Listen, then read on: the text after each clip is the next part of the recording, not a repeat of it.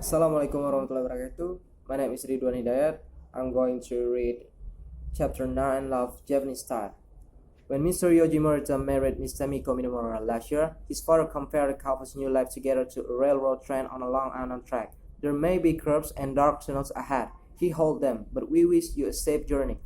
The first year of the journey together has provided a variety, personal discovery about everything from dirty laundry to family finance for the new lives. But overall, the young couple, who are typical of millions of Japanese, say their semi-arranged marriage is going well, and they feel a certain closeness slowly developing between them.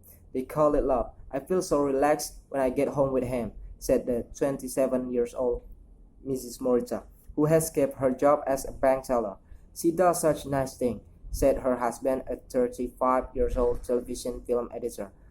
The other day when I was sick in bed, she gave up a trip to the country with her friends to stay home and care for me. During each of their 6 work days a week, they talk by phone and almost always meet each evening to make the 1 hour train ride home together. In the streets, they hold hands. In restaurants, they sometimes playfully touch each other. These are subtle but significant changes in the growth of Japanese marriage relationship, where often signs of affection have not been common.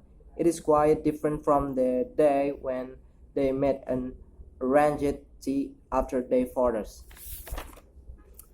Old friends from work exchanged photographs and suggested the possibility of marriage between their 2 children to young people who could have said no to the idea didn't even get to speak at first.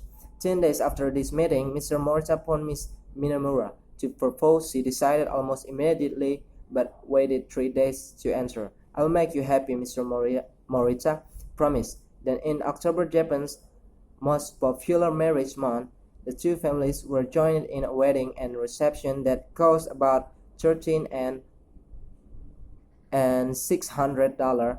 It was planned to be the most important day in their lives.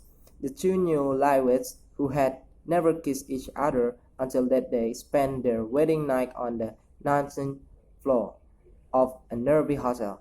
Then they left for a quiet southern vacation resort on a short honeymoon. They lived in 2 upstairs rooms of the home of Mr. Morita's parents. They usually eat breakfast and dinner with the other couple and frequently watch an hour of television together. The mother-in-law cooks during the week, and the new bride cooks on Sundays. In exchange, the young couple pays $280 of their combined income for food and housing costs. They save $240 a month for the coffee shop that Mr. Morita would like to open, and for the 3 children they plan to have when they have children. The bank may force Mrs. Morita to quiet, or she may choose to. I won't tell her what to do, said Mr. Morita. If she wants to quiet, okay. If she wants to work, okay. Politically, they spread pills, but we never fight, Mrs. Morita said. We don't hit each other like some couple. If a quarrel is heating up, then we both just keep quiet and let it blow over. Besides, he often apologizes to me, and that solves the problem. But Mr. Morita has, in his first 13 months of marriage, sometimes been annoyed by what he regards as nagging. Typically, this happens when he leaves socks or shirts scattered about. This carelessness, combined with all the housework after a day's work at the bank, was the major unexpected fact of the marriage life for Mrs. Morita. I have to tell him and tell him to pick up, she said. There are those tender, provide moments often at work when, for instance, Mr. Morita realized suddenly that every weekend when his wife cooks a meal, it contains his favorite potatoes, or Mrs. Morita will think about the sweater she is knitting for her husband, not because I have to, but because I want to. Or perhaps she will admire one more time the ring that her husband had a jeweler secretly designed and make for her recently. I don't know why I did it.